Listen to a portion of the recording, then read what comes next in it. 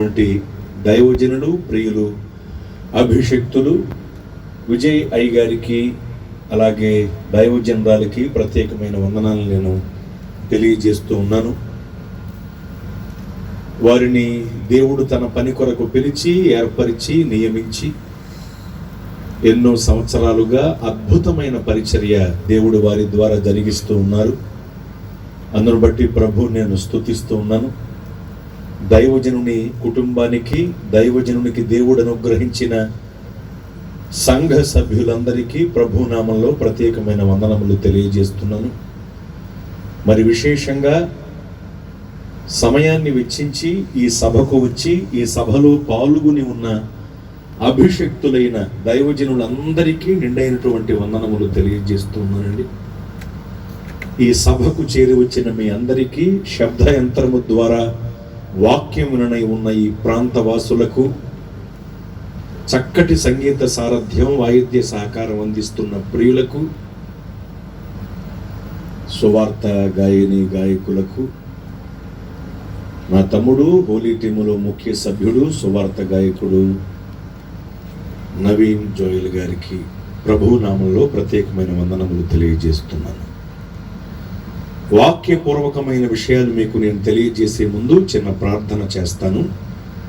తలలో ఉంచి కన్నులు మూయండి, ప్రార్థిద్దాం. ప్రభువా, మీకు స్తోత్రము. మేమందరము మీ వారము, మీ ప్రజలము. వాక్యముఖంగా మాతో మాట్లాడండి. అల్పుడనగు నన్ను మీ నోటి బోరగా మీరు వాడుకోనండి. యేసు నామంలో ప్రార్థిస్తున్నాను తండ్రి, ఆమేన్.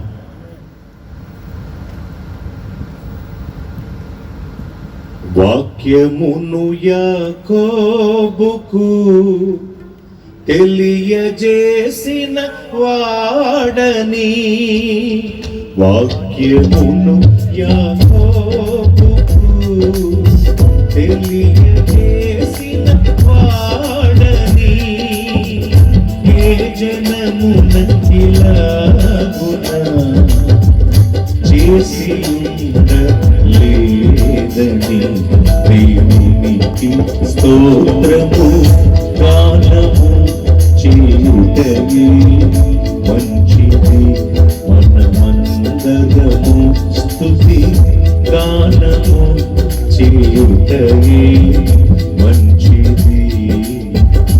స్తోత్రం. ప్రతిరోజు కూడా మనం ప్రార్థన చేస్తూ ఉన్నాం. మనము ప్రార్థన చేయని రోజు అంటూ అస్సలు ఉండదు. ప్రతిరోజు ఏదో ఒక సమయంలో మనం ప్రార్థన చేస్తూనే ఉన్నాం. ఆఖరికి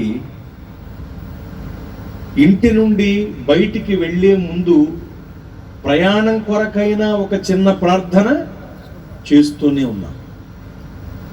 మనము ప్రార్థన చేసినప్పుడల్లా ఏదో ఒక కోరిక కోరుతూనే ఉన్నాం. కోరిక కోరకుండా అసలు మనం ప్రార్థన ముగించం. మనం ఎక్కువగా చేసే ప్రార్థనలు కోరికలతో కూడిన ప్రార్థనలే. చిన్న ప్రార్థన కావచ్చు, పెద్ద ప్రార్థన కావచ్చు. అంటే తక్కువ సమయం ప్రార్థించినా, ఎక్కువ సమయం ప్రార్థించినా ఖచ్చితంగా ప్రార్థనలో ఏదో ఒక కోరిక కోరుతూనే ఉన్నాం. ప్రార్థన ప్రారంభించామంటే చాలు, జలగకు ఇమ్ము ఇమ్ము అని ఇద్దరు కూతుళ్ళు కలరు అన్నట్లు, అడుగుడి ఇయ్యబడును అన్నావు కదా ప్రభువా, అడుగుతున్నాను నాయన, ఇచ్చేయి, అది ఇచ్చేయి, ఇది ఇచ్చేయి, ఇంకేదైనా ఇచ్చేయి, ₹1,00,00,000 మూట నా నెత్తి మీద వేసేయి అన్నట్లుగా ఏదో ఒక కోరిక మనం కోరుతూనే ఉన్నాం. కోరిక కోరకుండా అసలు మనం ప్రార్థన ముగించం ఎప్పుడు కూడా. కోరికలతో కూడిన ప్రార్థనలు చెయ్యొద్దు అని నేను చెప్పట్లా, చెయ్యాలి. దేవుణ్ణి కాకపోతే ఇక ఎవరిని అడుగుతాం మనం? తన మహిమైశ్వర్యములో నుండి తన ఐశ్వర్యమునకు తగినట్లుగా మనలో ఉన్న ప్రతి ఒక్కరి అవసరతను తీర్చేది దేవుడే కదా. దేవుణ్ణి కాకపోతే ఇక ఎవరిని అడుగుతాం మనం?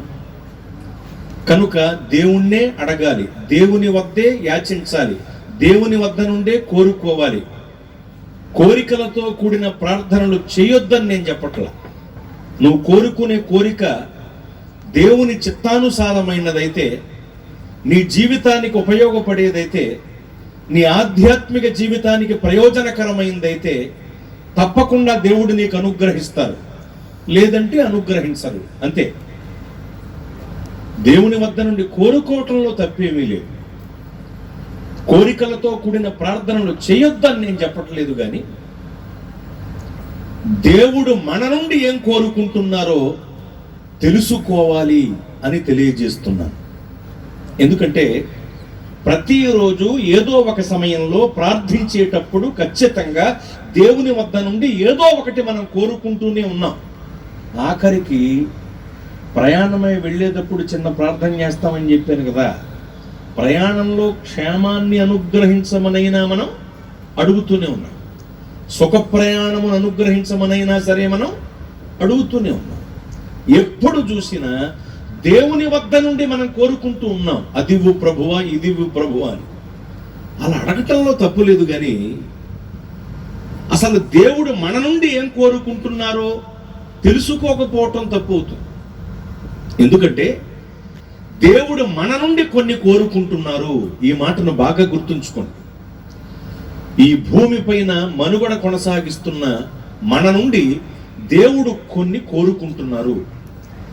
దేవుడు మన నుండి కోరుకుంటున్నటువంటి వాటిలో ఒకటి సౌందర్యము. సౌందర్యము. దేవుడు మన నుండి సౌందర్యాన్ని కోరుకుంటున్నారు. ఈ మాట బైబిల్ గ్రంథంలో ఉంది.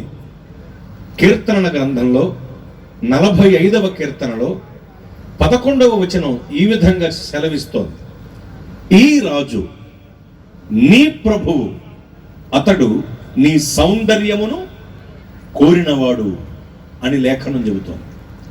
ఎవరు ఈ రాజు, ఎవరు ఈ ప్రభువు అంటే ఈయన ఎవరో కాదు, రాజులకు రాజు, ప్రభువులకు ప్రభువు, భూపతులకు అధిపతి అయిన దేవాది దేవుడే. ఆయన మన నుండి ఏం కోరుకుంటున్నారు అంటే సౌందర్యాన్ని కోరుకుంటున్నారు. దేవుడు మన నుండి సౌందర్యాన్ని కోరుకుంటున్నారు. ఎప్పుడు చూసినా దేవుని వద్ద నుండి మనం కోరుకోవటమే కాదు, మన నుండి దేవుడు ఏం కోరుకుంటున్నారో కూడా మనం ఎరిగి ఉండాలి. ఈ స్పృహ మనకుండి తీరాలి. దేవుడు మన నుండి కోరుకుంటున్నటువంటి వాటిలో ఒకటి సౌందర్యము. అయితే దేవుడు మన నుండి కోరుకుంటున్న సౌందర్యం బాహ్య సంబంధమైన సౌందర్యం కాదండి. ఒకవేళ దేవుడే గనుక బాహ్య సంబంధమైన సౌందర్యాన్ని కోరుకుంటే మందిరాలకు బదులు ఎక్సర్సైజ్ జిమ్ములు కట్టాల్సి వచ్చేది, సభలకు బదులు బ్యూటీ పార్లర్స్ పెట్టాల్సి వచ్చేది. ఎందుకు? ఒకవేళ దేవుడే గనుక బాహ్య సంబంధమైన సౌందర్యాన్ని కోరుకుంటే సభలకు బదులు సౌందర్యశాలలు, మందిరాలకు బదులు వ్యాయామశాలలు పెట్టవలసి వచ్చేది. అయితే దేవుడు మన నుండి కోరుకుంటున్నది బాహ్య సంబంధమైన సౌందర్యం కాదు. గుర్తుంచుకోండి, దేవుడు మన నుండి కోరుకుంటున్నది బాహ్య సంబంధమైన సౌందర్యం కాదు. మనం కోరుకుంటాం బాహ్య సంబంధమైన సౌందర్యాన్ని. మనుషులమైన మనం చూస్తాం రూపాన్ని, రూపాయిని. దేవుడు కాదు. దేవుడు బాహ్య సంబంధమైన సౌందర్యాన్ని కాదు కోరుకుంటున్నాడు. అందుకనే భక్తుడు అంటాడు, పై పై వేషం మనిషి చూచును, హృదయాంతరంగం ప్రభువు చూచును. పై పై వేషం మనిషి చూచును, హృదయాంతరంగం ప్రభువు చూచును. నీవే సువార్తగా బ్రతుకుమో సోదరా, నీవే సువార్తగా బ్రతుకుమో సోదరి. బోధ బ్రతుకువైతే బ్రతుకు బోధ కాదా, బోధ బ్రతుకువైతే బ్రతుకు బోధ కాదా. ముళ్ళో కంటే సిలువ, నీ మెళ్ళో కంటే సిలువ, బ్రతుకులు ఉంటే సిలువ, నీ బ్రతుకు కదే విలువ.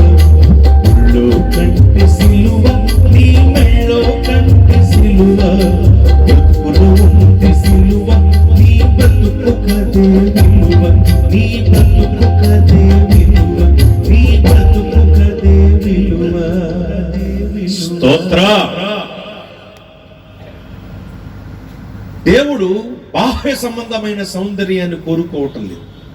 ఒకవేళ దేవుడే గనుక బాహ్య సంబంధమైన సౌందర్యాన్ని కోరుకుంటే ఇక్కడ ఉండే అర్హత నాతో సహా మనలో ఎవ్వరికి ఉండేది కాదు. దేవుడు బాహ్య సంబంధమైన సౌందర్యాన్ని కోరుకుంటే అందాల పోటీల్లో నెగ్గిన వాళ్లే ఇక్కడ ఉండేవాళ్ళే.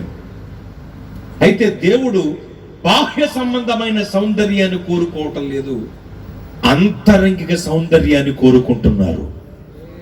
ఆత్మ సంబంధమైన సౌందర్యాన్ని ఆయన కోరుకుంటున్నారు. ఒక్క మాటలో చెప్పాలంటే ఆత్మీయ సౌందర్యాన్ని దేవుడు మన నుండి కోరుకుంటున్నారు. ఈ రాజు నీ ప్రభువు నీ సౌందర్యమును కోరినవాడు అనే లేఖనం చెబుతోంది. రాజులకు రాజు, ప్రభువులకు ప్రభువు, భూపతులకు అధిపతి అయిన దేవాది దేవుడు మన నుండి కోరుకుంటున్న సౌందర్యం ఆత్మీయ సౌందర్యము. అందుకనే దేవుడు పై రూపమును లక్ష్య పెట్టడు అని లేఖనాన్ని బట్టి మనం చెబుతూ ఉంటాం. ఒకవేళ దేవుడు పై రూపును గనక లక్ష్య పెడితే దావీదు గారు మహారాజు అయ్యేవాడా? కాదు. ఎందుకంటే అతని అన్నలు నిజానికి అతని కంటే ఉన్నతంగా ఉంటారు, గొప్పగా ఉంటారు. కానీ మీరు గమనించాలి, దేవుడు భైరూపమును లక్ష్య పెట్టరు. దేవుడు భైరూపమును లక్ష్య పెట్టరు అంటే దీన్ని మరొక విధంగా తీసుకోకండి. ఒక సోదరుడు చిన్న పిల్లల బట్టలు ఆరబెట్టుకుంటే ఎత్తుకొచ్చి వేసుకున్నట్లుగా బట్టలు వేసుకొచ్చాడు. ఒక సభ హలేలు అంటే చొక్క ఎక్కడ దాకా వచ్చేస్తుంది వాడికి. ఏంటి బాబు అన్నాడు. దేవుడు పైరూపమును లక్ష్య పెట్టడు బ్రదర్ అన్నాడు. నిజమండి, దేవుడు పైరూపమును పైరూపమును లక్ష్య పెట్టడు అంటే శానదీయాలు పట్టినోళ్ళలాగా తిరగమని కాదు, ఏమి వేసుకోకుండా. వాడు ఏమి వేసుకోకుండా తిరిగాడట. బైబిల్ చెబుతోంది వానిలో ఉన్న దెయ్యములు వానిని బట్టలు కట్టుకోనివ్వలేదని ఉంది వాక్యంలో. సరిగా బట్టలు కట్టుకోకుండా శరీర భాగాలు బయటికి కనిపించేలాగా ఎవరైతే ఉంటున్నారో వాళ్ళు స్త్రీలు కావచ్చు, పురుషులు కావచ్చు, వాళ్ళు దెయ్యం పట్టినోడు. ఎందుకంటే బట్టలు సరిగా కట్టుకోనివ్వంది ఏమిటి? దెయ్యమే.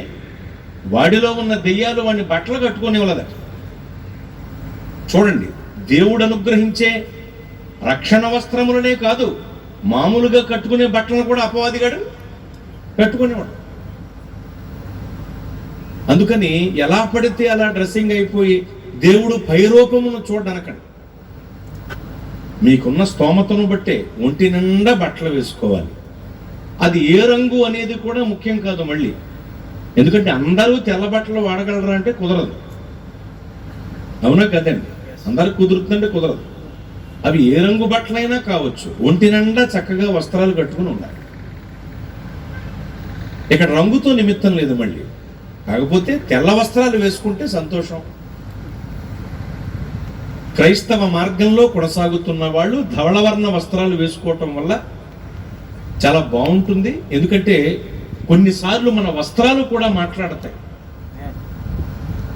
దాన్నే ప్రతిష్టత అంటారు. కనుక తెల్ల దుస్తులు వేసుకునే అవకాశం ఉంటే వేసుకోండి, సంతోషం. కానీ తెల్ల దుస్తులే వేసుకోండి అనేటువంటి ఆజ్ఞ ఏమీ లేదు, అది గుర్తుంచుకో. దాన్ని కొంతమంది ఆజ్ఞగా పాటిస్తున్నారు. ఆజ్ఞగా పాటించి బట్టల్లో భక్తిని చూపెట్టేస్తారు కొంతమంది. గమనించారా? అమ్మో, ఇంకా వాళ్ళని చూస్తూ ఉంటే ఇంకా పరలోకంలో కూడా ఈయనే ఉంటాడా అన్నట్టు ఉంటుంది. ఇంకా రంగు దుస్తు రంగును టచ్ అయ్యండి మేము అసలు అన్నట్టుగా ఉంటుంది. కనుక గమనించండి, రంగు ఏదైనప్పటికీ ఒంటి నిండా ఖచ్చితంగా వస్త్రములు ధరించుకోవాలి స్త్రీ పురుషులు. అది ఏ రంగైనా కావచ్చు, మీ స్తోమతను బట్టి ఎలాంటి బట్టలైనా కావచ్చు. చెప్తున్నా మీకు, రంగుతో నిమిత్తం లేదని నేను అనటానికి కారణం ఉందండి. దిద్దుబాటు ప్రభంజన హోరు మార్టిన్ లూథరు గారు, ప్రొటెస్టంట్ ఉద్యమానికి ప్రారంభకుడు, బంధింపబడిన బైబిల్ని బయటికి తెచ్చి ప్రజలకు చేరువ చేసిన యోధుడు, విశ్వాస వీరుడు. ఆయన రంగు దుస్తులు వేశారు, షూట్లు ధరించారు. అంత మాత్రాన్న ఆయన భక్తుడు కాకుండా పోతారండి? కాదు కదా. ఖండాంతర సువార్త వాంగ్మయ ఝరి విలియం కేరీ అయ్యారు గొప్ప దైవజనుడు.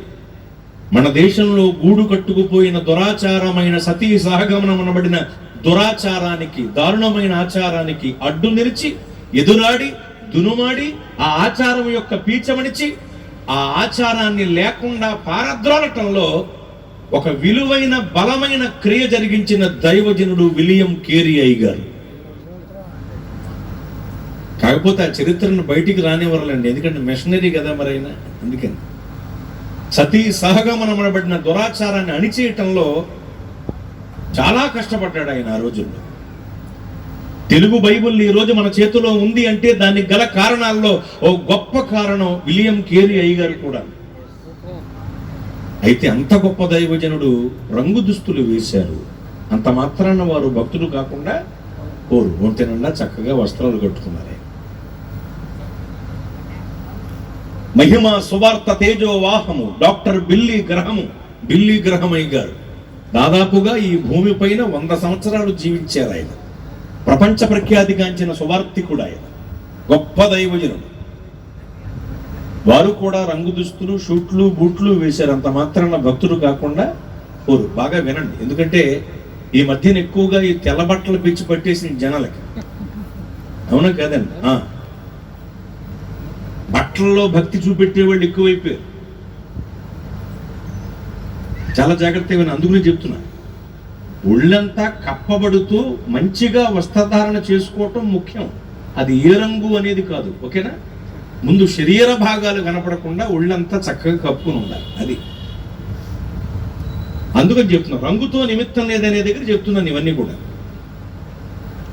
అలాగే పరిశుద్ధ పాల పొంగు బ్రదర్ భక్త సింగ్ అయ్యగారు అగ్ని వంటి దైవజనుడని పేరునిక గాంచారు.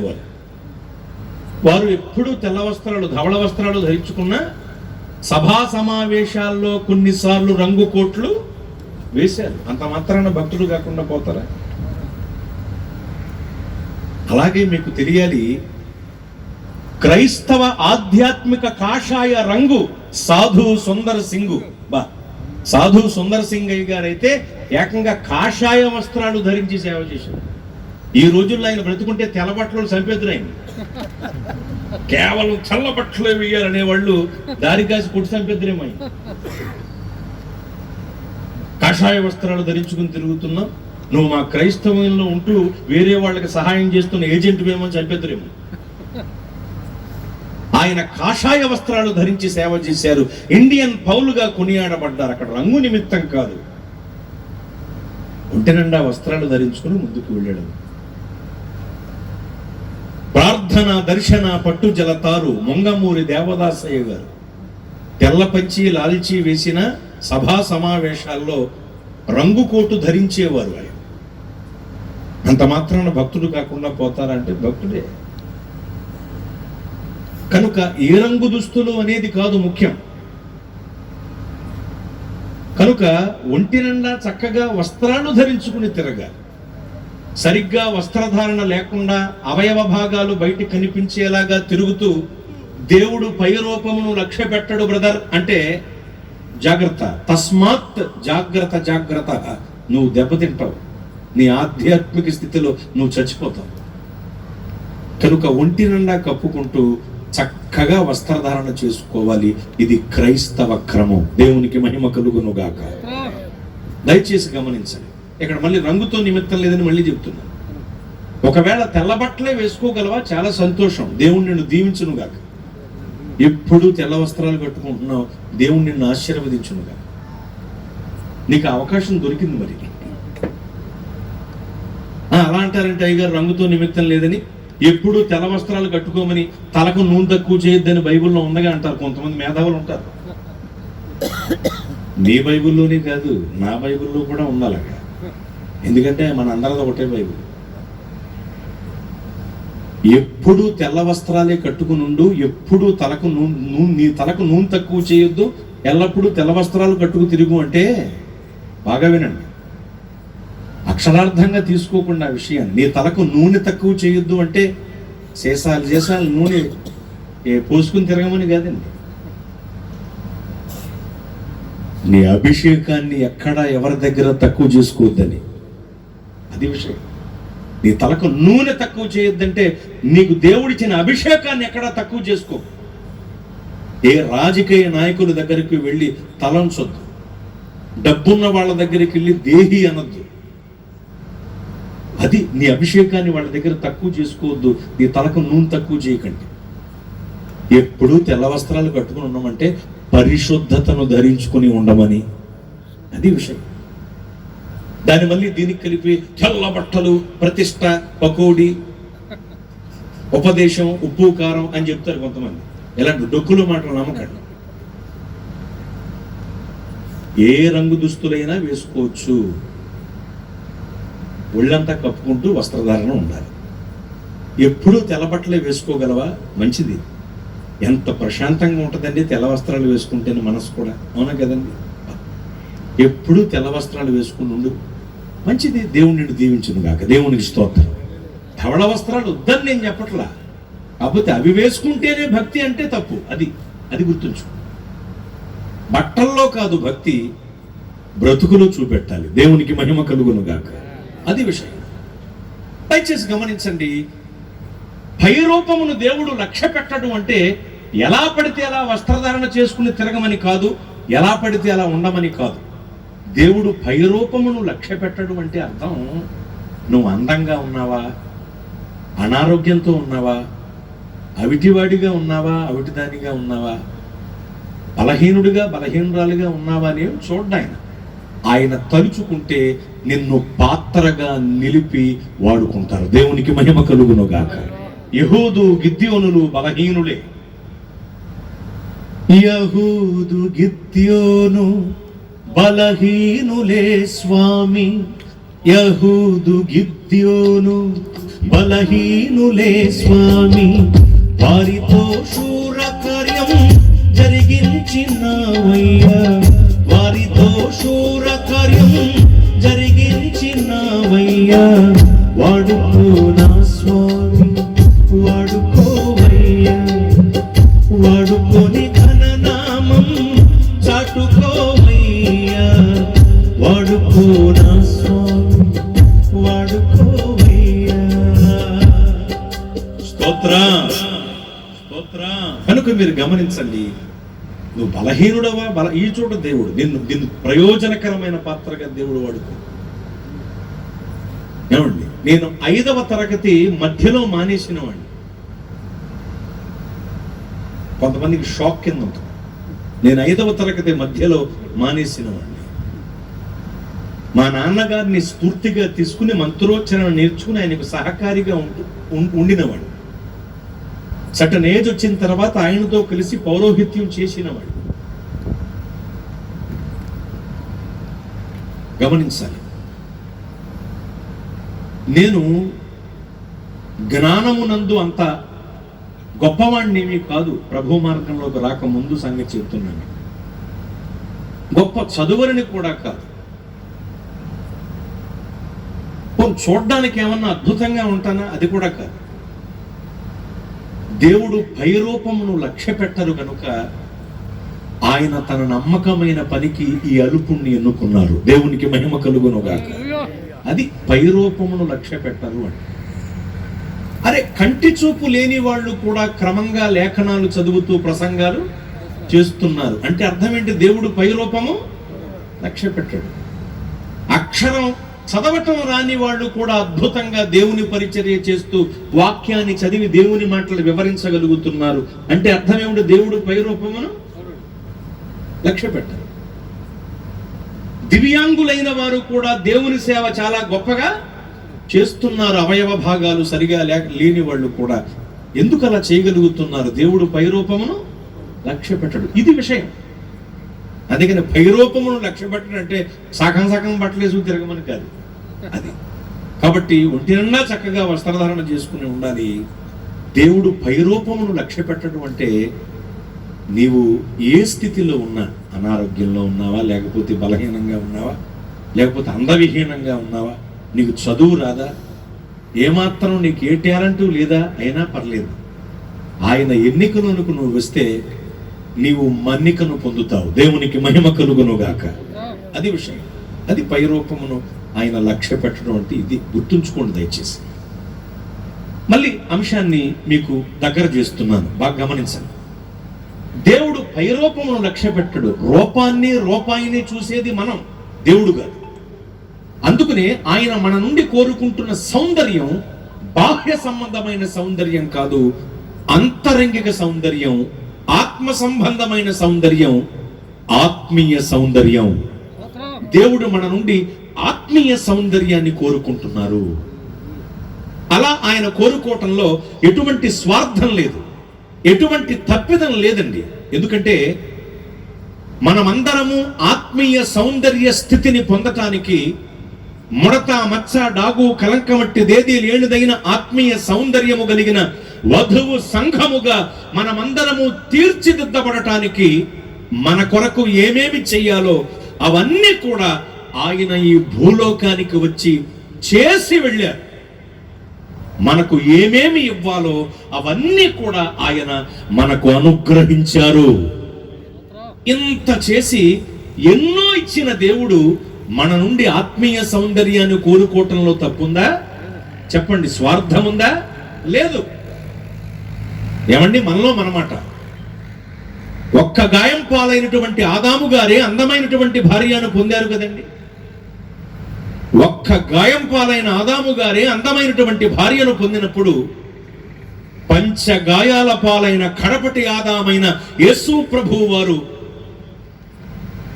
ఆలోచించండి. పంచగాయాలు పొందిన కడపటి ఆదామైన యేసు ప్రభువు వారు, ఆయనకి ఇంకెంత గొప్ప ఆత్మీయ సౌందర్యము కలిగిన వధువు సంఘము కావాలి, రావాలి.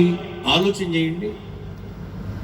కోరుకున్న సుందరవతి అయిన స్త్రీని భార్యగా పొందటానికి తన మామ ఇంట 7 ఏళ్లు కొలువు చేశాడు యాకోబు గారు. వచ్చిందండి? రాలా. రాహేలు గారికి బదులు లేయా గారు వచ్చింది.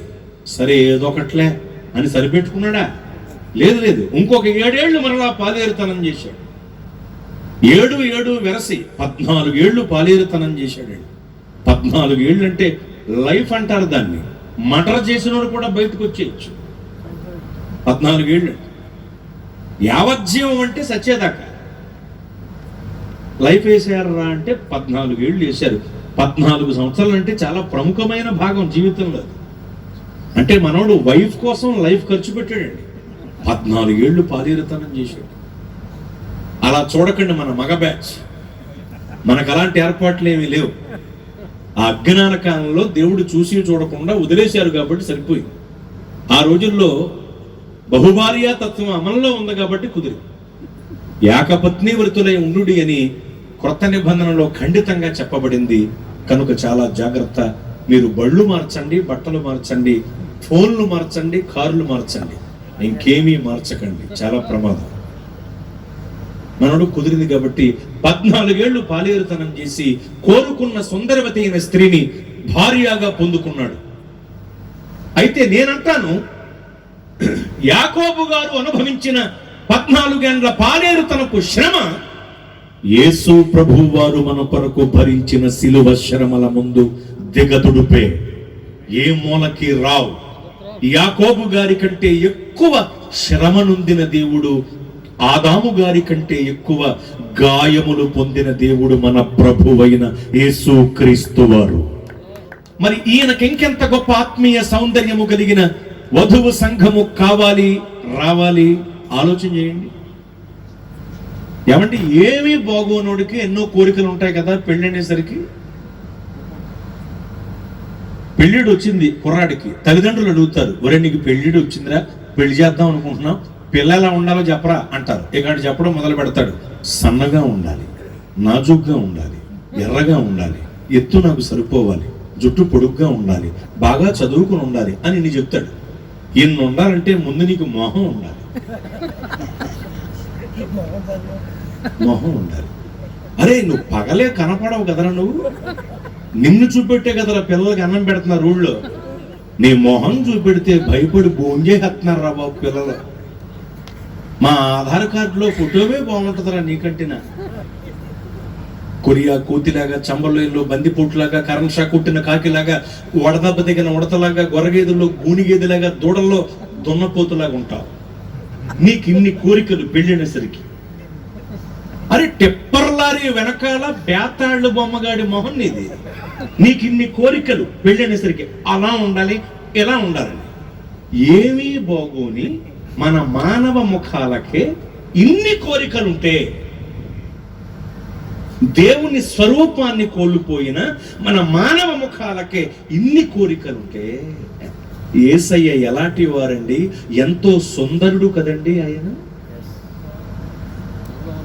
ఎంతో సుందరుడమ్మ తాను, ఎంతో సుందరుడమ్మ తాను, నేనెంతో మురిసిపోయాను. ఎంతో సుందరుడమ్మ తాను, ధవళ వర్ణుడు రత్న వర్ణుడు నా ప్రియుడు, అవని 10,000 అతి శ్రేష్ఠుడా తండు. ధవళ వర్ణుడు రత్న వర్ణుడు నా ప్రియుడు, అవని 10,000 అతి శ్రేష్ఠుడా తండు. ఎవరు ఆయనకిలను సమరూప పురుషుడు,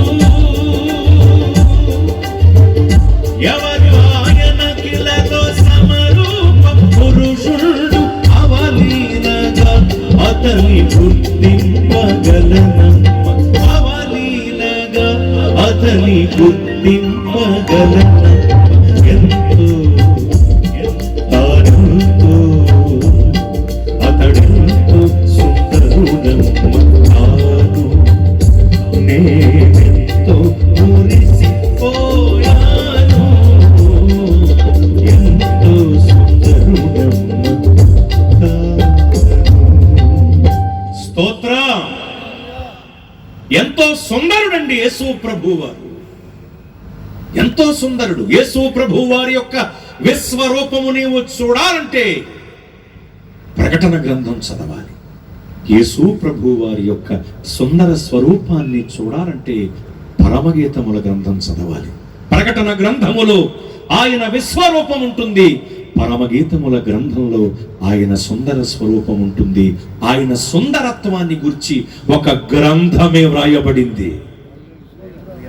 మరి మనమెంత సుందరాంగులమని మనకిన్ని కోరికలు ఉంటాయి? రోజు ఆవదంతో అట్లేసుకు తినే మోహన్ నీది. నీకిన్ని కోరికలు ఉంటాయి పెళ్ళనేసరికి. మరి ఎంతో సుందరుడై ఉండి బాగా గమనించండి, తన రూపుని కోల్పోయిన మన కొరకు మన రూపంలో భూలోకానికి వచ్చి మనల్ని తన రూపంలోనికి మార్చుకోవటానికి స్వరూపమైనను సొగసైనను లేని వాడిగా అయిపోయారండి యేసు ప్రభువారు. అలాంటి గొప్ప దేవుడు మన నుండి ఆత్మీయ సౌందర్య స్థితిని కోరుకోవటంలో తప్పుందా? స్వార్థం ఉందా అంటే లేదు. కనుక ఆయన కోరికకు తగిన వారంగా మనం మారిపోవాలి. ఆయన కోరుకుంటున్న రూపురేఖలలోనికి మనం రూపాంతరం చెందాలి. ముడత, మచ్చ, డాగు, కలంక వంటిదేది లేనిదైన ఆత్మీయ సౌందర్యము కలిగిన వధువు సంఘముగా మనము రెండవ రాకడకు సిద్ధమవ్వాలి. అందుకొరకే ఈ మహిమ గల సువార్త సభలు. దేవునికి మహిమ కలుగునుగాక. స్తోత్ర. అందుకొరకే ఈ వ్యయ ప్రయాసలతో కూడిన అద్భుతమైన సభలు మన కోసమే. కనుక దయచేసి గమనించండి ఈ విషయం. దేవుడు మన నుండి ఆత్మీయ సౌందర్యాన్ని కోరుకుంటున్నారు. కనుక ఆయన కోరుకుంటున్న రూపురేఖలలోనికి మనం రూపాంతరం చెంది తీరాలి. మనం ఆత్మీయ సౌందర్యాన్ని పొందాలి. ఆత్మీయ సౌందర్యాన్ని ఖచ్చితంగా మనం పొంది తీరాలి. మీకు అర్థమవుతుంది కదా? దేవుడు మన నుండి ఏం కోరుకుంటున్నారు? సౌందర్యాన్ని కోరుకుంటున్నారు. Thank you. ఏ సౌందర్యం అది? ఆత్మీయ సౌందర్యాన్ని కోరుకుంటున్నారు. ఖచ్చితంగా మనం ఏం కలిగి ఉండాలి? ఆత్మీయ సౌందర్యాన్ని కలిగి ఉండాలి. మనమందరం ఆత్మీయ సౌందర్యవతులముగా, ఆత్మీయ సౌందర్యవంతులముగా, ముడత మచ్చ డాగు కనంకమట్టిదేది లేనిదైన ఆత్మీయ సౌందర్యము గల వధువు సంఘముగా రాకడకు సిద్ధమవ్వాలి. కనుక దేవుడు కోరుకుంటున్నట్లుగా మనం ఆత్మీయ సౌందర్యాన్ని పొందాలి, ఆత్మీయ సౌందర్యాన్ని కలిగి ఉండాలి. అయితే ఆత్మీయ సౌందర్యం అనగానేమి? ఆయన కోరుకుంటున్నది ఆత్మీయ సౌందర్యం, బానే ఉంది. మనం ఖచ్చితంగా ఆత్మీయ సౌందర్యాన్ని పొందాలి, ఓకే. మనం ఆత్మీయ సౌందర్యం కలిగి ఉండాలి, చాలా సంతోషం.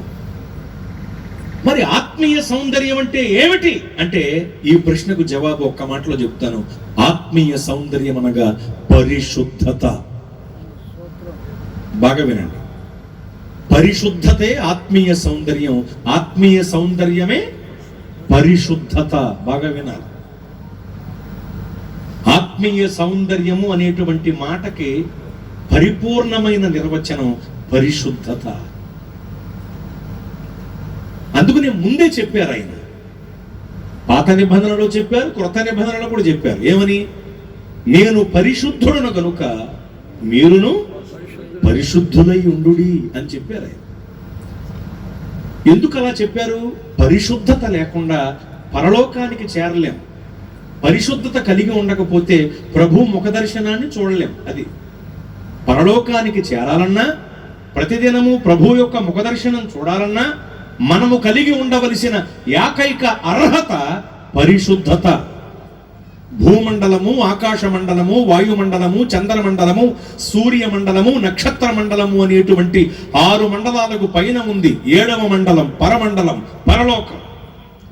ఈ పరలోకానికి మనం చేరాలంటే భూమి మీద ఉండగానే పరిశుద్ధతను మనం పొందాలి, పరిశుద్ధులంగా రూపాంతరం చెందాలి. పరిశుద్ధులే పరలోకానికి వెళతారు, ప్రతి దినము ప్రభు ముఖ దర్శనాన్ని చూడగలుగుతారండి. కనుక పరలోకమునకు చేరాలంటే పరిశుద్ధులమై ఉండాలి. దేవుని కుమారులు ఎవరో, నరుల కుమార్తెలు ఎవరో నీకు తెలియకపోయినా పర్లేదు.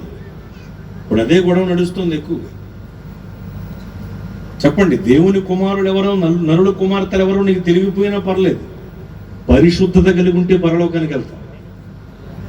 ఎందుకంటే వీడికి దేవుని కుమారులు ఎవరో తెలియదు కాబట్టి ఈయన నరకంలో వేసేయండి అని దేవుడు అనడం గుర్తుంచుకోండి. ఎందుకంటే అందరికీ అన్ని విషయాలు తెలియాల్సిన అవసరం లేదు. అన్నీ తెలిసిన వాడు ఎవడో లేడు, దేవుడు తప్ప. నాకు అన్నీ తెలుసు అన్నవాడికి ఏమీ తెలియదని పౌలు గారు రాశారు, ఆత్మపూర్ణుడే. కానీ గుర్తుంచుకోండి. కనుక దయచేసి గమనించాలి. ప్రశ్నోత్తరాలు ఈ మధ్యన ఏమండి దేవుని కుమారులు ఎవరండి? దేవదూతలని ఒక అతను అంటే బ్యాచ్, ఒక బ్యాచ్. లేదు లేదని శ్వేతు సంతతండి అని ఇంకో బ్యాచ్. మరి నలుల కుమార్తెలంటే మానవ కన్యలని ఒక బ్యాచ్. కాదు కాదండి కయ్యూను సంతతికి చెందిన వాళ్ళండి అని ఇంకో బ్యాచ్. ఈ బ్యాచీలకి మ్యాచ్ అవట్లా. కానీ అక్కడ మనం నేర్చుకోవాల్సిన ఒక విషయం ఉందండి. సందర్భం వచ్చింది కాబట్టి కాస్త జ్ఞాపకం చేస్తాను మీకు. వివరించడం కానీ జ్ఞాపకం చేయాలి. ఇప్పుడు దేవుని కుమారులు, నరుల కుమార్తెలు ఎవరైనా కావచ్చు. వాళ్ళ అభిప్రాయం కరెక్ట్ కావచ్చు, వీళ్ళ అభిప్రాయం కరెక్ట్ కావచ్చు. సరే, వాదాల వల్ల భేదాలు వస్తాయంటారు మొంగమూరు దేవదాసయ్య గారు. కాబట్టి ఆ వాదోపవాదాలను కొద్దిగా పక్కన పెట్టి ఆదికాండ గ్రంథంలో 6వ అధ్యాయంలో జరగకూడనిది ఏదో ఒకటి జరిగింది. జరగకూడనిది ఏదో జరిగింది. పుట్టుకు రాకూడని వాళ్ళు ఎవరో పుట్టుకొచ్చారు. ఓకే, ఇది మాత్రం క్లియర్ కదా. జరగకూడనిది ఏదో జరిగింది. క్రమం కానిది ఏదో ఒక అక్రమం జరిగింది. ఎందుకు జరిగింది? బాగా గుర్తుంచుకోండి. ఎందుకు జరిగింది? ఆదికాండ గ్రంథంలో 3వ అధ్యాయంలో దేవదేవుడు ఆదాం హవ్వగారులను ఆజ్ఞాతిక్రమం చేశారని ఏదేను తోట నుండి బయటికి తోలివేయక మునుపు కొన్ని మాటలు మాట్లాడారు. ఆ మాటల్లో ఒక మాట స్త్రీ సంతానము అని అర్థం ఇచ్చే మాట మాట్లాడారు ఆయన. నీకును స్త్రీకిని, నీ సంతానమునకును ఆమె సంతానమునకును వైరం అన్నారు దేవుడు. ఆమె సంతానము అనే మాట వాడబడింది ఆదికాండ గ్రంథంలో. ఆమె సంతానము 3వ అధ్యాయంలో ఉంటుంది వివరణ. ఆమె సంతానము, ఆమె అంటే స్త్రీయే కదా. వాడు వీడు గాడు డాడా డీడు అంటే మగాడు, ఆమె అంటే స్త్రీ. ఆమె సంతానము అంటే అర్థం ఏమిటండి? స్త్రీ సంతానం. ఇప్పుడు స్త్రీ సంతానం అంటే ఎవరు? ప్రభువైన యేసుక్రీస్తు వారే స్త్రీ సంతానం. ఆయనే స్త్రీ సంతానం. మనం పురుష సంతానం అండి. మనం పురుష సంతానం అని చెప్పడానికి చాలా ఆధారాలు ఉన్నాయి తెలుసా? ఇప్పుడు ఇంటి పేరు అనేటువంటిది తండ్రిని బట్టి మనకు వర్తిస్తుందా, తల్లిని బట్టా? తండ్రిని బట్టి. మనం ఏ సంతానం? పురుష సంతానం. మన దేశంలో కులం అనేటువంటిది తండ్రిని బట్టి వర్తిస్తుందా, తల్లిని బట్టా? తండ్రిని బట్టి. మనం పురుష సంతానం. ఉదాహరణలు చెప్తున్నా మీకు. అలాగే వంశావళులలో ఎక్కువగా మగవాళ్ళ పేర్లు ఉంటాయా, ఆడవాళ్ళ పేర్లు ఉంటాయా? మగవాళ్ళ పేరు. మనం పురుష సంతానం. స్కూల్లో చేర్పించడానికి పిల్లల్ని తీసుకెళ్ళింది మా అబ్బాయి అండి, హెచ్ఎం గారు స్కూల్లో చేర్పించుకోండి అంది. సరేనమ్మా, వీడి పేరేమిటి? ఏ సుబ్బారావు అప్పారావు ఉంటుందిగా, చెప్పారు సుబ్బారావు. ఇంటి పేరేమిటి? ఏ నక్క కుక్క బొక్క ఉంటుంది కదండి. అవుతారేమిటండి, బొక్కవారు ఉన్నారు, నవ్వకూడదు, బాధపడతారు. బొక్క జక్కరయ్య అని తమ్ముడు పాటలు పాడుతూ ఉంటాడు, మీరు చూసారు ఉన్నారు కదండి బొక్కవారు. తప్పమ్మా, నవ్వకూడదు, బాధపడతారు. లేదు కుక్క లేరండి, కుక్కవారు లేరు, నక్కవారు కూడా ఉన్నారుగా. అందుకు నాకు ఇంటి పేర్లు కాబట్టి చెప్పా. ఏదో ఇంటి పేరు ఉంటుంది కదా, చెప్పింది రాసుకున్నాడు. సుబ్బారావు ఇంటి పేరు నక్క రాసుకున్నాడు. వయసు ఎంత రాసుకున్నాడు. అడిగి ఆవిడ చెప్తుంది రాసుకున్నాడు. ఇవన్నీ అడిగి రాసుకున్న తర్వాత ఆయన ఏమడుగుతారు తెలుసా? ఆ తండ్రి పేరు చెప్పమ్మా. ఆవిడ కోపం వచ్చింది. వాడి పేరు మాత్రం వద్దండి, వాడు త్రాగేసి మా మీదకి వచ్చి మమ్మల్ని కొడుతూ ఉన్నాడండి. నేను కష్టపడి ఇచ్చింది కూడా తీసుకుపోయి త్రాగేస్తున్నాడండి, మమ్మల్ని చాలా ఇబ్బంది పెడుతున్నాడండి. అందుకని ఇప్పుడు వాడితో మేము ఉండలేదండి, వాడికి మాకు సంబంధం లేదండి, వాడి పేరు మాత్రం రాయొద్దండి అని గొడవడుతున్నాడు. అవన్నీ విని ఆఖరికి హెచ్ఎం గారు ఏమంటారంటే, వాడు ఎలాంటి వాడైనా వాడి పేరు రాయని చెప్పంటాడు. ఆయన 100 చెప్పు, ఆయనకు అనవసరం, వాడి పేరు చెప్పండి. ఎందుకు? మనం ఏ సంతానం అది. ఇలా చాలా ఆధారాలు ఉన్నాయి. మనం పురుష సంతానం, యేసు ప్రభువు వారు ఒక్కరే స్త్రీ సంతానం. ఆయన స్త్రీ యందు పుట్టి అని ఉంటుంది లేఖనంలో. స్త్రీ సంతానం. ఇప్పుడు స్త్రీ సంతానాన్ని గురించి ఆదికాండ గ్రంథం 3వ అధ్యాయంలో దేవుడు చెప్పారు. అప్పుడు అపవాదిగాడికి హడల మొదలైంది. ఓహో, నా తలను చిదిమేవాడొకడు రాబోతున్నాడా, అతను స్త్రీ యందు పుడతాడా, స్త్రీ సంతానంగా వస్తాడన్నమాట. ఎలా అదుపు చేయాలతన్ని, ఎలా ఆపేయాలతన్ని? పుట్టాడంటే ఆపటం, అదుపు చేయటం నా వల్ల కాదు. ఎందుకంటే దేవుని ఏర్పాటును బట్టి జరిగే కార్యం గనకది. మరి పుట్టకుండానే ఆపేస్తే? అలాంటి ఒక స్త్రీ సంతానం పుట్టకుండానే ఆపేస్తే? ఆపేద్దాం, స్త్రీలందరినీ కూడా చెడగొట్టేద్దాం, స్త్రీ సంతానం పుట్టకుండా చేసేద్దాం అని తొందరపడి ముందే కూసేటాడు. అది ఇప్పుడు ఏ అక్రమం జరిగినా, చెడు కార్యం జరిగినా దాని వెనకాల చీకటిగాడు ఉంటాడా ఉండడా?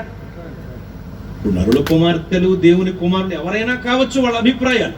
కానీ అక్కడ జరగకూడదు ఏదో జరిగింది, దాని వెనకాల ఎవరున్నారు? అపవాదిగాడు ఉన్నాడు. ఎందుకున్నాడు? స్త్రీ సంతానం అని ప్రభు చెప్పారు 3వ అధ్యాయం.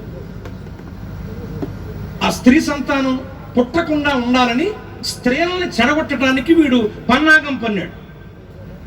ఆనందపడ్డాడు. స్త్రీలందరినీ కూడా చెడగొట్టేశాం, కలగబులగం చేసేసాం, ఇంకా దేవుడు చెప్పిన స్త్రీ సంతానం భూమి మీదకి రాదనుకున్నాడు. కానీ వాడికి తెలియని విషయం ఏమిటంటే, అప్పుడు వస్తాడని చెప్పలే దేవుడు. అందుకని కాలము పరిపూర్ణమైనప్పుడు ఆయన వచ్చారు భూలోకానికి. మనోడేమో తొందరపడి ముందే 6వ అధ్యాయంలోనే కూర్చాడు. చూసారా మరి? ఎందుకు అదంతా జరిగిందంటే కారణం ఇది. ఈ కారణాన్ని మనం తెలుసుకుని నేర్చుకోవాల్సింది ఏంటో తెలుసా? అపవాదిగాడు అడుగడుగున దేవుని ప్రణాళికకు అడ్డు తగులుతూ ఉంటాడు, ఓడిపోతూ ఉంటాడు. వాడికి మనం భయపడద్దు, దేవునికి లోపడదాం, అపవాదిని ఎదిరిద్దాం, వాడు మన వద్ద నుండి పారిపోతాడు. ఇది మనం నేర్చుకోవాల్సిన పాఠం. చేతులెత్తి స్తోత్రం చెప్పండి. మీకు అర్థమైంది కదా ఇప్పుడు? అయితే నేనేమంటానంటే, ఈ మర్మం తెలుసుకోకపోయినా సరే నీకు పరలోకం ఉంది. ఏ మర్మం అది? దేవుని కుమారులు ఎవరు, నరుడు కుమార్తెలు ఎవరనే విషయం నీకు తెలియకపోయినా పరలోకం ఉంది. ఎప్పుడు? నీవు పరిశుద్ధతను కలిగి ఉంటే. కొంతమంది ఏదో ఈ ప్రశ్నకు జవాబు తెలియకపోతే నాకు పరలోకం లేదని ఫీల్ అవుతూ ఉంటారండి. అండ్ కయ్యూనుకు భార్య ఎక్కడ నుండి వచ్చింది అంటాడు. పట్టుకొని 10 నిమిషాలు కూడా మోకరించి ప్రార్థన చేయడం, వీడికి కయ్యూనుకు భార్య ఎలా వచ్చిందో తెలియాలట. వీడికి ముందు నీకు వస్తో రాదో చూసుకో, నీ మోహన్ నువ్వు. కయ్యూనికి భార్య ఎక్కడి నుండి వచ్చిందో నేను చెప్పగలం, కానీ దానివల్ల నీ బ్రతుక్కి అనగా ఆధ్యాత్మిక జీవితానికి ఎటువంటి ప్రయోజనం ఉండదు. ఎందుకది? లోతండి, వాళ్ళ పిల్లలండి, అదొకటి. ఇప్పుడు విశ్వాసమునకు కర్తయు దానిని కొనసాగించేవాడు అయినా యేసు వైపు చూస్తావా, లోతు వైపు చూస్తావా, వాళ్ళ కూతురు ఎవరి వైపు చూస్తారు? లోతు వైపు వాళ్ళ కూతుళ్ళ వైపు చూస్తావా నువ్వు? ఎవరి వైపు చూడాలి? అది కదా. భలే భలే ప్రశ్నలు పట్టేసాం, అయ్యగారిని అల్లాడించేసాం అనుకుంటారు కొంతమంది. అరే, ఇలాంటి ప్రశ్నలకు జవాబు నీకు తెలియటం వల్ల నీ ఆధ్యాత్మిక జీవితానికి కించెత్తగిన ప్రయోజనం లేదు. చెప్పగలం, ప్రతి దైవజనుడు వివరించగలం, కానీ దానివల్ల నీ జీవితానికి, ఆధ్యాత్మిక జీవితానికి ప్రయోజనమే లేదు. కనుక పని మారిన ప్రశ్నలు ఆపి ప్రయోజనకరంగా భక్తి చెయ్యి. అది మొదలుపెట్టు. ముందు నువ్వు ఖచ్చితంగా భక్తి చేస్తూ వెళితే నీలో కలిగే ప్రతి ప్రశ్నకు జవాబు లేఖనంలో నీకు కనబడుద్ది. దేవునికి మహిమ కలుగునుగా. అది కదా. అవే లేదని నాకు తెలియాలని అంటాడు కూడా. యేసు పాదం అని పేరు పెట్టినట్టు ఒక అతనికి పాస్టర్గా. ఈ లోపల ఒకటి వెళ్ళి, ఎరా నీ పేరు యేసు పాదం అని పెట్టారంటగా, నువ్వు ఏసైకి కుడికాలు పాదమా ఎడమకాలు పాదం అన్నట్ట. ఏ పాదం అయితే ఏమిటి? యేసు పాదమే కాబట్టి మంచిదిగా. రోగులను తీసుకొచ్చి ఆయన పాదముల వద్ద పడేస్తే వాళ్ళకి ఏం కలిగింది? స్వస్థత కలిగింది. ఆ 2 పాదాలు కూడా ముఖ్యమైనవే. ఏ పాదం అయితే ఏమిటి వీడికి? కానీ ఒకటి అడిగాడు, కుడి పాదమా ఎడం పాదం అనేసరికి ఇప్పుడు వీడికి అనుమానం, నేను కుడి పాదమా ఎడం పాదమా? పాస్టర్ గారి దగ్గరికి వచ్చి, అయ్యగారు మీరు చెప్పాల్సిందే. ఏంటి బాబు? నేను కుడికాలు పాదం ఎడంకాలు పాదం చెప్పండి. యేసు పాదం అని పెట్టేస్తే కుదురుద్దా? ఏ పాదం చెప్పలేదంటే అన్నాడు. అప్పుడు పాస్టర్ గారు తీవ్రంగా ఆలోచన చేసి, ఇది మొదలుకుని నీ పేరు యేసు పాదాలు అన్నాడు. ఇక పాదాలు అని పెట్టాక ప్రశ్న లేదంక. చూసారా? మంచి సమయోచితమైన జ్ఞానం అయ్యగారికి దేవుడు ఇచ్చాడు మరి. అయితే నేనేమంటానంటే, ఏ పాదం అయితే ఏమిటి? ఏ పాదమైనా ముఖ్యమైనదే కదా యేసు పరిపాలన. అవునక అదొక ప్రశ్న. దానికి జవాబు అడిగాడు. దైవజనుడేమో వాడి పేరునే మార్చేసి ఇంకో పాదం యాడ్ చేసాడు. ఎందుకు వచ్చి గొడవ?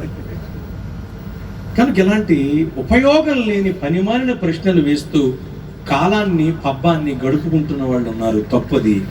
భక్తి చేస్తే, భక్తి శ్రద్ధలతో ముందు మనం కొనసాగితే, నువ్వు వెళుతున్న సంఘంలో నీవు నమ్మకంగా సహకారిగా ఉంటే, దేవుని సేవలో దైవజనులకు వెన్నుదన్నుగా ఉండి కొనసాగుతుంటే, ఖచ్చితంగా నీలో కలిగే ప్రతి ప్రశ్నకు దేవుడు క్రమక్రమంగా జవాబు దయచేస్తారు. గొప్ప చేయబడతావు, పరిశుద్ధతను పొందుతావు, పరిశుద్ధుడువు పరిశుద్ధురాలవై ఒక రోజున పరలోకానికి చేరతావు. ఇది కదా ముఖ్యం. నేనంటాను, కొన్ని ప్రశ్నలకు మనకు జవాబు తెలియకపోయినా పర్లేదు, పరిశుద్ధత కలిగి ఉంటే మనం పరలోకానికి వెళ్తాం. పరిశుద్ధత చాలా ముఖ్యమైనదండి. అర్థం చేసుకోండి, పరిశుద్ధత చాలా ముఖ్యమైనది. కనుక ఇహలోకంలో ఉపయోగం లేని వాటి యందు లక్ష్యముంచి, అదిగో అతను అలా చెప్పాడు, ఇతను అలా చెప్పాడని మనసులో కొట్టుమిట్టాడే జంజాట స్థితిని నింపుకుంటే నువ్వు నశించిపోతావు. జాగ్రత్త సుమి. క్రైస్తవ భక్తిలో పరలోకానికి చేర్చే పరాకాష్ఠ స్థితి పరిశుద్ధత మాత్రమే. ఒకవేళ నువ్వు భాషలు మాట్లాడలేకపోవచ్చు, నీకు గొప్ప గొప్ప వరాలు ఫలాలేవి లేకపోవచ్చు. నువ్వు నిజంగా నిక్కర్చిగా దేవునిలో పరిశుద్ధత కలిగి ఉంటే నువ్వు పరలోకానికి చేరతావు. ఎందుకంటే పరిశుద్ధత వల్లే పరలోకం. బాగా వినండి. ప్రభువా మేము వచ్చాం అన్నట్టుగా వెళ్ళారు ప్రభు దగ్గరికి. ఎవరు మీరు అన్నాడు ఆయన. మీరెవరో నాకు తెలియదు అన్నారు. తెలియపోవటం ప్రభువా, మేము పలానా కొండ, మట్టి, గడ్డ, రాయి, రెప్ప, ఎలుక, ఏనుగు, ఒంటె, కుందేలు, సింహం, పులి, గుర్రం, అక్కడ చాలా ఉంటారండి. నీ పేరిట మేము ప్రవచించలేదా అద్భుతాలు, చేయలేదు, స్వస్థతలు చేయలేదు, ఇవన్నీ ఉంటాయి. అవన్నీ విని ప్రభు అన్నారు, అక్రమము చేయు వారలారా నా యొద్ద నుండి తొలగిపోండి. అక్కడ కూడా ప్రభు చూసింది ఏమిటి చెప్పండి? నిజంగా తండ్రి చేత ఆశీర్వదింపబడిన వారు ఎవరో తెలుసండి? పరిశుద్ధులు. పరిశుద్ధులు మాత్రమే. పరలోకంలో ఉండేది పరిశుద్ధులే. అంతేగాని పలానా వాళ్ళు, ఆ పేరు కలిగిన వాళ్ళు, ఇవన్నీ ఉండవు. పరిశుద్ధులే. పరలోకానికి చేరాలంటే పరిశుద్ధులమై ఉండి తీరాలి. పరిశుద్ధత అంటే ఆత్మీయ సౌందర్యం. ఆత్మీయ సౌందర్యం అంటే పరిశుద్ధత. అందుకనే దేవుడు మనం నేను కోరుకుంటున్నారు. ఆత్మీయ సౌందర్యం అనబడిన పరిశుద్ధతని మనం కలిగి ఉండాలని ఆయన కోరుకుంటున్నారు. నేను పరిశుద్ధుడును గనుక మీరును పరిశుద్ధులై ఉండుడి ఆయన చెప్పారు పాత క్రొత్త నిబంధనలలో. కనుక పరలోకానికి చేరాలంటే పరిశుద్ధులమై ఉండాలి. ఇది ముఖ్యం. బాగా గుర్తుంచుకోండి, ఇది చాలా ప్రాముఖ్యం. నీవు పరిశుద్ధుడవు, పరిశుద్ధురాలవై ఉండి తీరాలి. ఎందుకు? మన దేవుడు పరిశుద్ధుడండి. పాపులలో చేరక ప్రత్యేకముగా ఉన్న పరిశుద్ధ దేవుడు ప్రభువైన యేసుక్రీస్తు వారు. వేలుపులలో ఆయన వంటి పరిశుద్ధుడు మరొకరు లేరు. అంత గొప్ప పరిశుద్ధ దేవుడు ఆయన. ఆయన ఎంత గొప్ప పరిశుద్ధ దేవుడు అంటే, మీరు యేసు ప్రభువు వారి యొక్క సుచరిత్రను 4 సువార్తల్లో కూడా చదువుకోండి. అవపోషణ పట్టండి, పుక్కిట పట్టండి, పరిశీలన చేయండి. మీకు ఒక మాట కనపడదు. ఏమిటా మాట అంటే, యేసు ప్రభువు వారు ఎన్నడూ ఎప్పుడూ కూడా నన్ను క్షమించండి అని ఎవరిని అడగల. చూడండి, కాబట్టి మీరు చూసుకోండి. నన్ను క్షమించండి అని ఎవరి వద్దనైనా అడిగారు ఆయన? తండ్రి, వీరేమి చేయుచున్నారు, వీరు ఎరుగురు కనుక వీరిని క్షమించమన్నారు. కానీ నన్ను క్షమించండి అని ప్రభు ఎక్కడ ఎప్పుడు ఎవరిని అడగలేదు. ఎందుకు?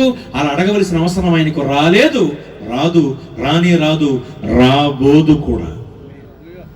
నన్ను క్షమించండి అనవలసిన అవసరం ఎవరికి ఉందండి? తప్పు చేసిన వాళ్ళకు ఉంది. ఇంకా తెలుసో తెలియకో పొరపాటు చేసిన వాళ్ళకు కూడా ఉంది. ఆ అవసరత ప్రభువుకి రాలేదంటే అర్థం ఏమిటి? తెలిసి తెలియక కూడా ఆయన ఏ తప్పిదమో చేయలేదు. అంత పరిపూర్ణమైన పరిశుద్ధ దేవుడు ఆయన. మనం సారీ, క్షమించు, మన్నించు అనే పదాలు ఎన్నిసార్లు వాడుంటాం చిన్నప్పటి నుండి ఈ వయసు వరకు? చిన్నప్పుడు సారీ అంటే నీ పెళ్ళిన డొక్కులో లారీ విన్నారండి? చిన్నప్పుడు సారీ అనగానే స్కూల్ ఏమనేవారు? నీ పెళ్ళిన డొక్కులో లారీ అనేవారు. ఆ వయసు నుండి ఈ వయస్సు వరకు ఎన్నిసార్లు మనం ఆ మాటలు పలుకుంటామో మన బ్రతుకులో. యేసయ్య ఒక్కసారి కూడా ఆ మాట పలకవలసిన అవసరం కలిగి లేరు. అంత గొప్ప పరిశుద్ధ దేవుడు ఆయన. సంఘాన్ని అడిగారు కొంతమంది వచ్చి, వేరు ప్రియుని కన్నా నీ ప్రియుని విశేషమేమి అంటే, సంఘం ఏముంది? ఏమో ఆదివారం ఆరాధనకి వెళ్ళి అయ్యగారిని అడిగి వచ్చి చెప్తానందా?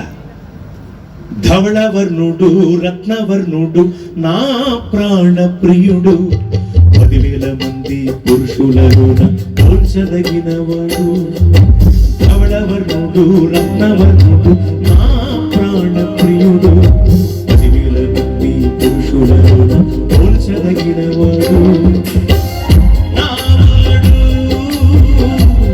ప్రియుడు, మదిలో నిన్నే తలంచుచున్నాను. నా ప్రియుడు, మదిలో నిన్నే తలంచుచున్నాను. ఓసారి కనిపించి నీ దారి చూపించవా? ఓసారి కనిపించి నీ దారి చూపించవా? యేసయ్యా, నీ ప్రేమ ఎంత మధురము, యేసయ్యా నీ మనసు ఎంత నిర్మలము. హల్లెలూయా హల్లెలూయా. నా ప్రియుడు ధవళవర్ణుడు రత్నవర్ణుడు 10,000 మందిలో పోల్చదగిన అతికాంక్షణీయుడైన సంఘం చెప్పడం ప్రారంభించిందండి. ఆ మాటలో మొదటి మాట నా ప్రియుడు ధవళవర్ణుడు అంటుందండి సంఘం. ధవళవర్ణము అంటే తెల్లని రంగు, తెలుపు పరిశుద్ధతకు గుర్తు. నా యేసు పరిశుద్ధుడు అని ప్రకటిస్తోంది క్రైస్తవ సంఘం పరమగీతముల గ్రంథంలో. కొంతమంది అంటూ ఉంటారు తెలియక, యేసు ప్రభువు వారిని తెల్లోళ్ళ దేవుడు అండి, తెల్లోళ్ళ దేవుడు అండి. ఆయన తెల్లోళ్ళ దేవుడు కాదు, తెల్ల దేవుడు. ఆయన తెల్లాల దేవుడు కాదు, తెల్ల దేవుడు. అనగా ధవళవర్ణుడు అంటే పరిశుద్ధ దేవుడు. అంత గొప్ప పరిశుద్ధుడు. అంతేకాదండి, నాలో పాపం ఉన్నదని మీలో ఎవరైనా స్థాపిస్తారా, నిరూపించగలరా అని ప్రభువు అడిగితే సవాల్తో కూడిన ప్రశ్నకు జవాబు చెప్పలేక వెళ్ళిపోయే రుచునుండు. అంత గొప్ప పరిశుద్ధ దేవుడు అండి ఆయన. ఆయన అంటున్నారు, నేను పరిశుద్ధుడును గనుక మీరును పరిశుద్ధులై ఉండుడి అన్నారు. పరిశుద్ధతే దేవుడు మన నుండి కోరుకుంటున్న ఆత్మీయ సౌందర్యం అండి. మనం పరిశుద్ధులమై ఉండాలి. పరిశుద్ధులమై ఉండాలి అంటే ప్రభు రక్తంలో కడుగబడాలి. అది గుర్తుంచుకో. దేవుడు మన నుండి కోరుకుంటున్నారు ఆత్మీయ సౌందర్యాన్ని. ఆత్మీయ సౌందర్యం అనగా పరిశుద్ధత.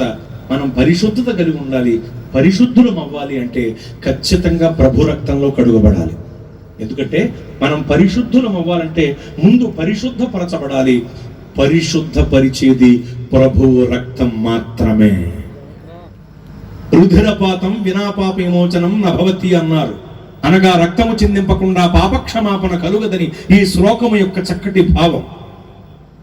ఏ రక్తం? గొర్రెల, కోడెల, కొంగల, కోళ్ల, కుక్కల, ఎడ్ల, మేకల రక్తమా?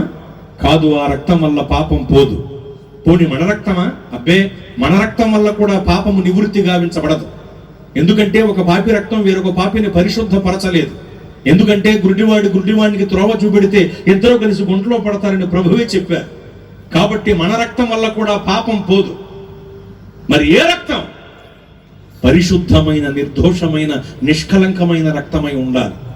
అటువంటి రక్తాన్ని మనందరి కొరకు, అనగా మానవ జాతి అంతటి కొరకు చిందించటానికి, జీవితకాలమంతే మరణ భయము చేత పట్టి పీడింపబడుతూ పాపపు దాస్యపు శృంఖలములలో చిక్కుకుపోయి నదికి నశించి నరకాగ్నికి దిగజారిపోబోతున్న మానవ జాతిని విమోచించుటకు ఆత్మరూపి అయిన దేవుడు రక్తమాంసములలో పాలివాడాయను. ఆయనే ప్రభువైన యేసు క్రీస్తు వారు. ఆయన ఈ భూలోకానికి వచ్చి లేత మొక్క వలె ఎదిగి తగిన సమయం ముందు తనను తాను అప్పగించుకుని నలగొట్టబడి శిలువ మరణకు దేగొట్టబడి రక్తమంతా కార్చి ప్రాణం పెట్టి మనకు గొప్ప రక్షణ భాగ్యం అనుగ్రహించారు. శిలువలో బలి యేసు ప్రభు వారు కార్చిన రక్తం మన పాపములను తొలగించి మనల్ని పవిత్రపరిచే ఏకైక సాధనం. ఏకైక సాధనం. మన చేతికి మట్టి అంటుకుంటే కడుక్కోవటానికి నీళ్లు సాధనం. మరి నీళ్లకు బురద పెడితే శుద్ధి చేయటానికి పటిక, ఎండి గింజలు, బ్లీచింగ్ వంటివి సాధనాలు. మరి ఆత్మకు పట్టింది మస్టు, పాపమనే మరణం, మాలిన్యం. ఈ మరణాన్ని తొలగించగల ఏకైక సాధనం యేసు రక్తం ఒక్కటి మాత్రమే. ఏ భేదము లేదు. అందరూ పాపము చేసి దేవుడు అనుగ్రహించు